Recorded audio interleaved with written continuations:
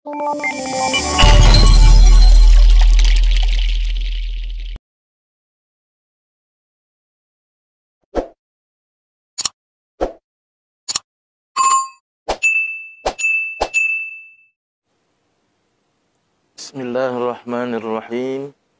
Assalamualaikum warahmatullahi wabarakatuh. Alhamdulillahi wahdah, anjaza wa'dah, wa nasara abdah, wa hazamal ahzaba wahdah.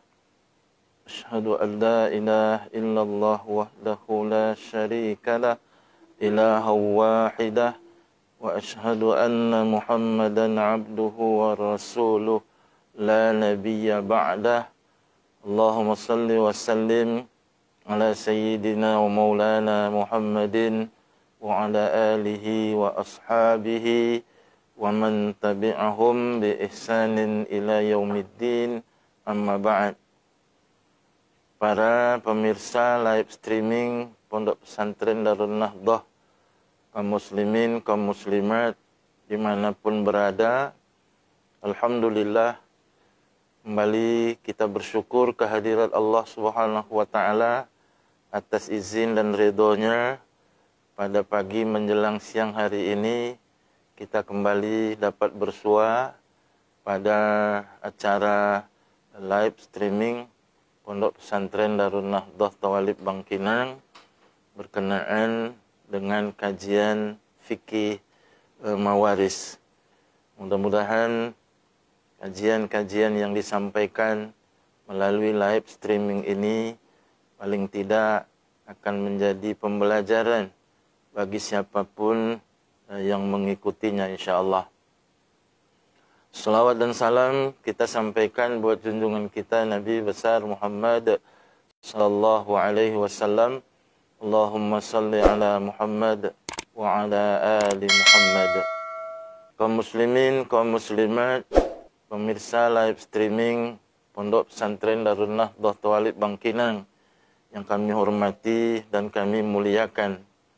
Untuk sesi ini insya-Allah kita akan sampaikan terkait dengan beberapa hal yang merupakan penyimpangan dalam pembagian warisan. Dalam penyampaian sebelumnya telah kita katakan bahwa di antara syariat Islam yang telah disyariatkan oleh Allah Subhanahu wa Ta'ala itu adalah syariat faraid, syariat tentang hukum kewarisan, yang tentu itu harus menjadi pedoman, harus menjadi petunjuk dan referensi bagi kita umat Islam di dalam melaksanakan pembagian warisan. Tetapi ketika aturan yang ditetapkan oleh Allah Subhanahu wa Ta'ala melalui syariatnya itu tidak kita pakai, tidak kita ikuti, tidak kita jadikan referensi, dapat kita pastikan bahwa akan terjadi penyimpangan-penyimpangan di dalam pembagian warisan ini. Ma'asyiral muslimin, para pemirsa live streaming Pondok Pesantren Darun Nahdhah Tawalib Bangkinang yang kami hormati dan kami muliakan, paling tidak ada beberapa penyimpangan yang akan terjadi. Yang pertama, penyimpangan dalam hal membagikan harta warisan itu mungkin kepada keluarga ahli waris yang perempuan saja, tidak memberikan bagian warisan itu kepada ahli waris laki-laki. Ini bisa terjadi pada masyarakat yang memiliki kekerabatan matrilineal, di mana garis kekerabatan itu selalu dihubungkan kepada garis ibu. Karena itu pada umumnya mereka akan melaksanakan pembagian warisan itu lebih cenderung untuk memberikannya kepada ahli waris perempuan. Sebaliknya bagi masyarakat yang memiliki kekerabatan patrilineal, di mana garis kekerabatan itu dihubungkan dari garis ayah, maka selalu juga punya kecenderungan untuk memberikan warisan itu kepada ahli waris laki-laki, tidak kepada ahli waris yang perempuan. Kalau ini terjadi di tengah-tengah masyarakat, ini adalah bentuk penyimpangan dari ketentuan Allah Subhanahu wa taala. Sebab Allah secara tegas mengatakan di dalam firman-Nya, lirrijali nasibun mimma tarakal walidan wal aqrabun. Bagi ahli waris laki-laki itu ada nasib, ada bagian warisannya yang ditinggalkan oleh kedua orang tuanya atau oleh karib kerabatnya. Walin nisa'i nasibun mimma tarakal walidan wal aqrabun. Begitu juga bagi kaum perempuan, ahli waris perempuan, ada nasib, ada bagian hak warisnya yang ditinggalkan oleh kedua orang tuanya atau yang ditinggalkan oleh kerabatnya. Mimma qala minhu au kasur mim nasibam mafruḍa. Tinggal lagi besar kecilnya atau sedikit banyaknya, tentu sesuai dengan bagian yang ditetapkan oleh Allah Subhanahu wa taala dan Rasul-Nya. Ma'asyiral muslimin wal muslimat, pemirsa live streaming Pondok Pesantren Darul Nahdhah Tawalib Bangkinang yang dimuliakan oleh Allah Subhanahu wa taala. Penyimpangan yang kedua yang selalu terjadi di tengah masyarakat dalam pelaksanaan pembagian warisan ini adalah harta warisan itu dikuasai oleh keluarga angkat. Harta warisan dikuasai oleh keluarga angkat. Kalau disebut keluarga angkat, itu bisa anak angkat, bisa orang tua angkat, bisa saudara angkat. Itulah yang disebut dengan keluarga angkat.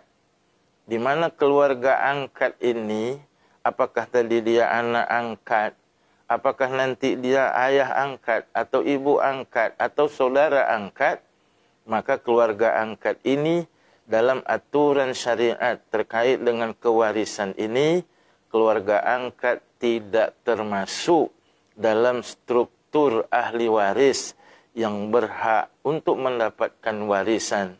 Artinya, kalau orang tua meninggal dunia, dia punya atau memiliki anak angkat, maka anak angkatnya itu bukanlah ahli waris.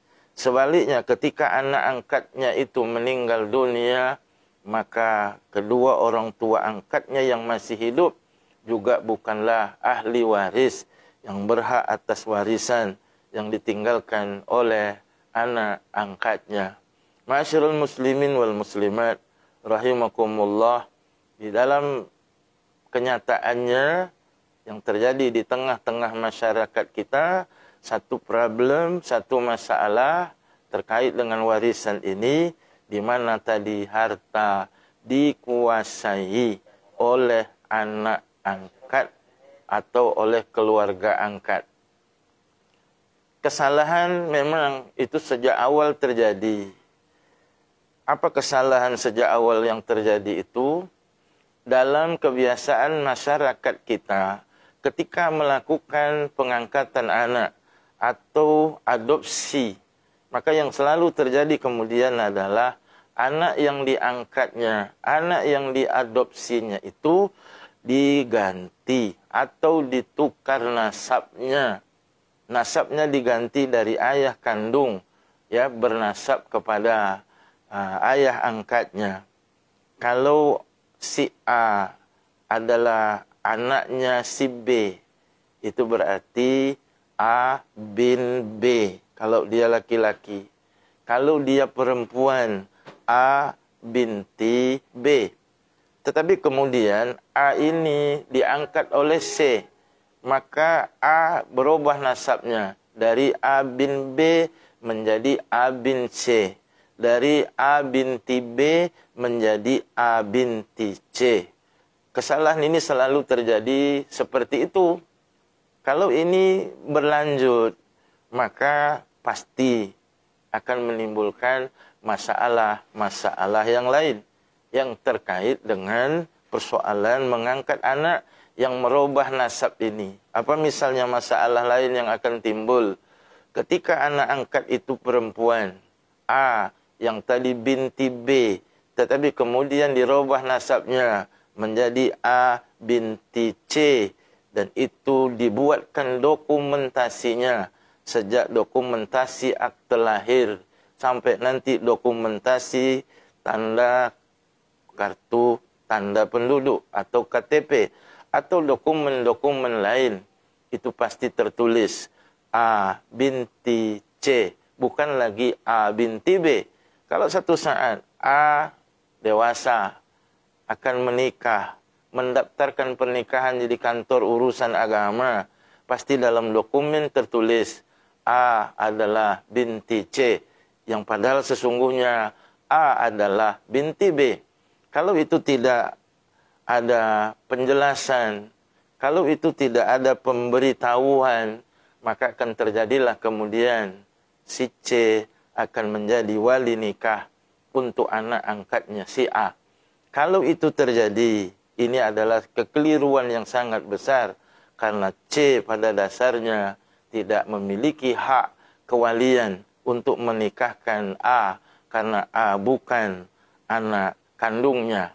Masalah selanjutnya yang akan timbul adalah ketika orang tua angkat ini meninggal dunia, pasti dan pasti harta itu akan dikuasai oleh anak angkatnya. Ketika keluarga dari orang tua angkatnya ini meminta atau menuntut harta yang ditinggalkan oleh saudaranya, dalam hal ini bapak angkatnya, maka apa kata anak angkat? Ini bukan hak kalian. Ini adalah hak saya, karena saya adalah anak dari bapak yang meninggal ini. Buktinya ada, bukti otentik. Ya, ada akte lahir, ada KTP, dan ini dibawa kemanapun, karena ini adalah bukti otentik. Pasti secara hukum, ya, yang berhak mewarisi itu adalah anak angkatnya tadi yang sudah dirubah nasabnya melalui bukti dokumen-dokumen yang otentik.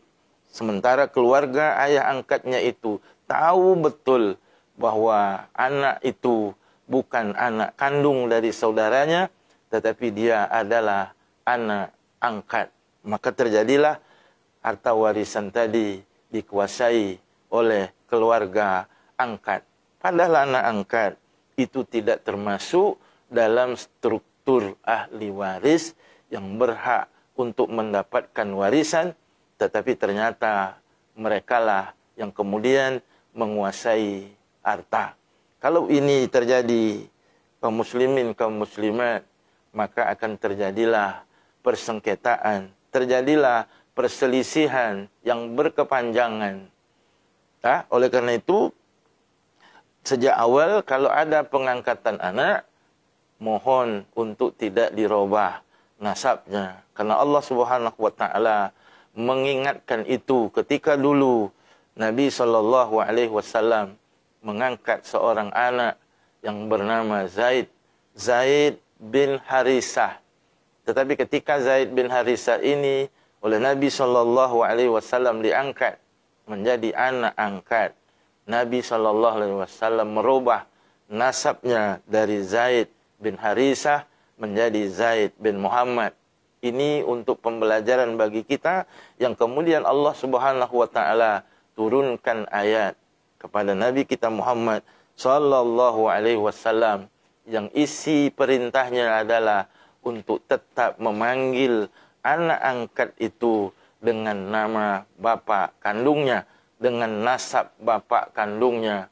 Ud'uhum li'abaihim. Begitu kata Allah Subhanahu wa taala di dalam firman-Nya, panggillah anak-anak angkatmu itu dengan nama bapak-bapak mereka, yakni bapak-bapak kandung mereka. Maknanya apa?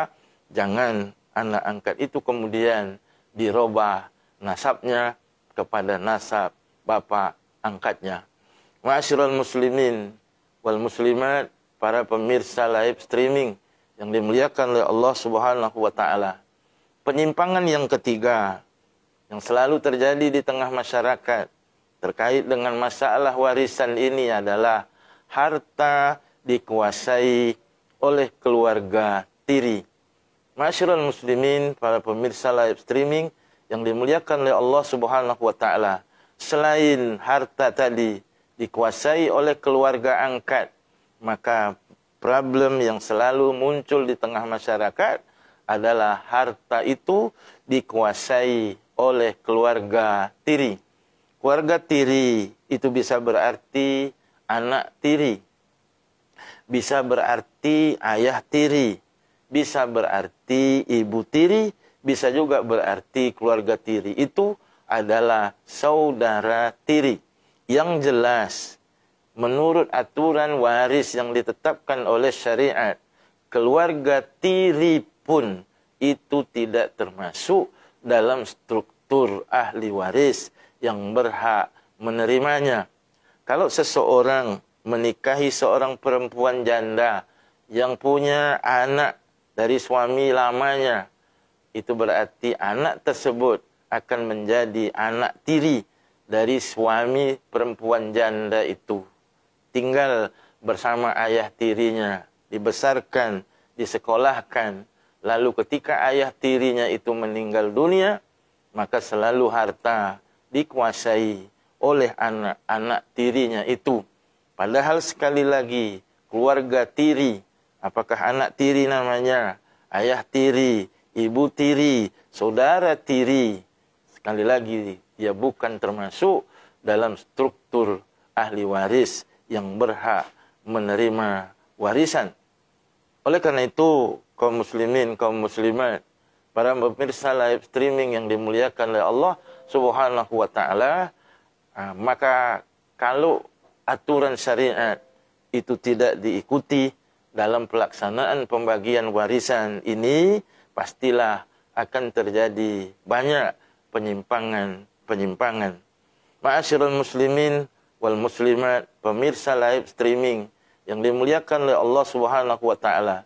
Penyimpangan yang keempat dalam pelaksanaan pembagian warisan ini, selalu kita lihat di dalam masyarakat bahwa ada semacam kekhawatiran dari para orang tua berkenaan dengan harta yang dimilikinya, yang nanti kalau mereka meninggal dunia, mereka khawatir, mereka takut harta ini akan menjadi biang sengketa di antara anak-anaknya, di antara keluarganya yang mereka tinggalkan.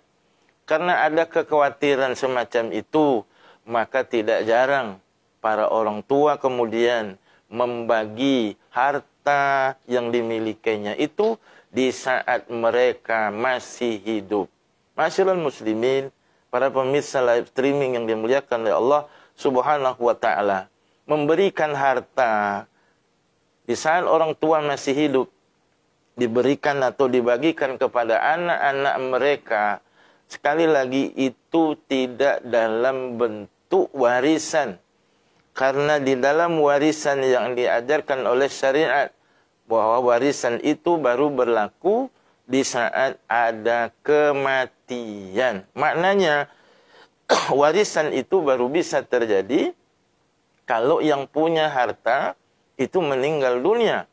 Kalau yang punya harta meninggal dunia, maka barulah terjadi perpindahan kepemilikan dari ayah bisa berpindah kepada anak. Tetapi itu tentu kalau ayah yang punya harta atau ibu yang punya harta telah meninggal dunia. Maka kalau ada orang tua membagi warisan di saat dia masih hidup, dibagi-bagi sesuai dengan ketentuan warisan, tetapi mereka belum meninggal dunia, itu berarti adalah kekeliruan. Kalaupun ada orang tua memberikan sebahagian harta yang mereka miliki untuk anak-anaknya, paling-paling itu dalam bentuk hibah. Dalam bentuk hibah, bukan dalam bentuk warisan. Dan kalau itu dalam bentuk hibah, tentu tak bisa juga diterapkan aturan-aturan kewarisan di saat memberikan harta itu kepada anak-anak mereka. Sebab berbeda sangat jauh antara hibah dengan warisan. Sebab kalau warisan ditetapkan oleh syariat, itu ada ukuran, ada batasannya. Yang salah satu sebabnya tadi adalah mesti telah terlebih dulu ada kematian. Kalaupun mau memberikan harta di saat orang tua masih hidup, tetapi pemberiannya bukan dengan pola warisan, tetapi bisa melalui pola hibah. Selalu yang terjadi kemudian, di saat mereka masih hidup, memberikan harta itu dalam pola warisan. Sesuai dengan bagian masing-masing. Kalau itu setelah mereka meninggal dunia, ini juga berarti adalah penyimpangan dari ketentuan-ketentuan yang ditetapkan oleh Allah Subhanahu wa taala. Sebab apa? Sebab aturan waris itu menggunakan asas yang disebut dengan azas karena kematian. Maknanya setelah kematianlah baru ada namanya pembagian warisan. Ma'asyiral muslimin wal muslimat, para pemirsa live streaming Pondok Pesantren Darun Nahdlatul Walid Bangkinang yang dimuliakan oleh Allah Subhanahu wa taala. Penyimpangan yang kelima yang selalu terjadi di tengah masyarakat kita terkait dengan masalah pembagian harta warisan ini adalah membagi waris itu kalau setelah kedua orang tua meninggal dunia. Ini juga adalah kekeliruan. Sebab apa? Dalam aturan syariat terkait dengan warisan ini, itu tidak mesti, kalau tadi kita hubungkan dengan orang tua, tidak mesti kedua orang tua harus terlebih dulu meninggal dunia, baru harta diberikan atau dibagikan kepada ahli waris. Dalam aturan kewarisan ini, yang penting ada orang yang meninggal dunia. Kalau orang tua bisa ayah yang meninggal dunia atau ibu yang meninggal dunia. Kalau itu hubungan suami istri, bisa suami yang meninggal dunia atau istri yang meninggal dunia. Kalau kita hubungkan dengan ini, itu berarti tidak tepat. Kalau ayah meninggal dunia, ibu atau emak kita masih hidup, lalu harta tidak dibagi-bagi dengan alasan emak kan masih hidup, ibu kan masih hidup.